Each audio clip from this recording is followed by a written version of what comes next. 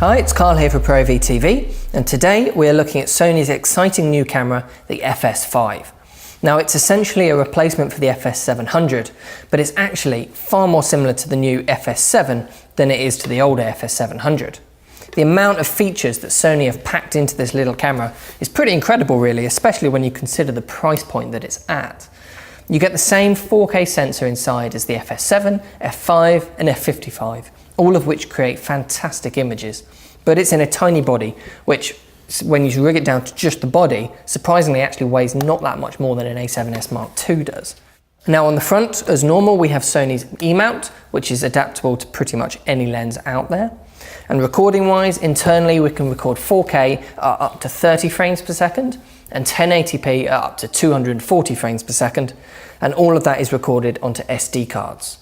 Now this is one of the big differences between the FS5 and the more expensive offerings from Sony, and it's down to the codec that the camera uses. The FS5 records to XAVC-L, which gives you smaller file sizes and means that the camera can use those SD cards rather than the more expensive XQD cards. The drawback though of XAVC-L is that it's harder for your computer to deal with while editing. So you might find that less powerful computer systems might struggle with footage from the FS5, so you do need to bear that in mind. But being able to use SD cards is so convenient. They do though have to be SD-XC Class 10 cards, otherwise you are stuck recording in 1080p AVC HD, which isn't as high a quality as the XAVC-L. But a 64 SD-XC card nowadays costs around 30 quid I think, which is certainly a lot cheaper than XQD or CFast 2 cards. Now, part of the reason that this camera is so exciting is that Sony have included two fantastic new features which are pretty much completely new to professional cameras like this. And that's the variable ND control and Sony's clear image zoom technology. Now these are such important features that I'm actually going to do a separate video for each one, so look out for those, as these are really exciting new features which I'd like to see on every camera personally, as I genuinely think that they will change the way that we shoot. Now, one of the best loved features of the FS700 that this is replacing was its options for slow motion filming.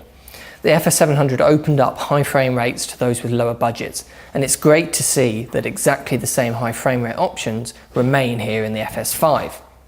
It is worth remembering though that anything above 60 frames per second is recorded via a buffering system.